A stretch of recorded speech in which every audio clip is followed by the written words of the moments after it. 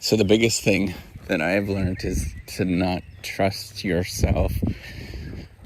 I think everybody for their investment decisions should be just getting index funds and mutual funds just broadly. And I've learned this lesson a lot. So if you don't know, I actually do that for my retirement, but I also am building the R3ciprocity platform and investing pretty aggressively in it.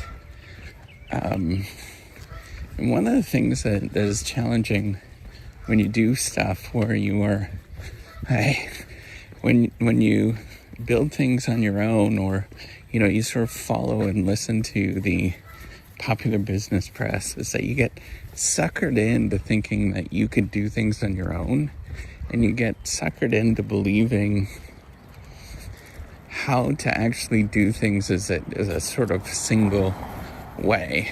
And the whole thing is about being just duped a lot of times, where you're thinking that you should do it this way and that there's this like one single way to do it, but when you realize that there's many possible ways, and often the way that you are choosing to do things of anything is perhaps the wrong way to actually do it. So that's why I strongly suggest to invest broadly in things like index funds and mutual funds, and just as broadly as possible, because you're just not that smart. And the other thing that you end up doing is you get very emotionally attached to things when you're trying to, beat the market, or, be the best investor, or, do the entrepreneurial thing. I think entrepreneurship and business news is completely selling the wrong message. I think if you go onto say MSNBC or CNBC or whatever it is, and you go look at it, it's all these are success stories, and it's totally the wrong message. For people that are actually doing it correctly, you should be just doing the same old boring stuff by putting money into index funds and mutual funds, and that's not exciting for anybody that has done it and looked at it. I just will never invest in a single stock. And I've just learned the hard way with this. The R3ciprocity Project is far more difficult than I ever would have imagined. But, to pick something and to say that you can figure out how to do this, or you can pick the right asset to actually invest in, it's a lot of hubris, or just cockiness to think that you can actually do this. And I've learned it so many times. You will likely never get rich quick by doing that. How you get rich quick is by going slow, by investing broadly.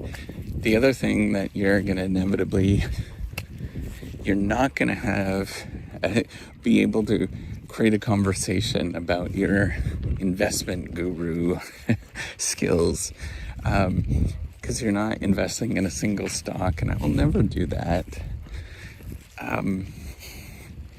because it's far too risky, and it actually almost always doesn't work out for you. There's a whole boatload of research that'll show this, but generally it's just impossible to do better than investing broadly. And it's just basically based on your own hubris, or your own just confidence, thinking that you understand the world, and you really don't. But it's hard for anybody at any skill level. I'm a business professor. I've studied this stuff for a long time, and I've thought about it for a long time. And the more I've done this, the more I've realized that it's the worst thing that you could do. The best thing that you could possibly do Just put your money broadly. You won't be able to beat it. It's extraordinarily hard to be an entrepreneur as people imagined it. So just get out there, invest broadly, get a little job, and then live your life that way. You will never have any stories to tell. It's not going to be exciting, but man, you'll be certainly far better off if you do that. Almost every time. Take care and have a wonderful day.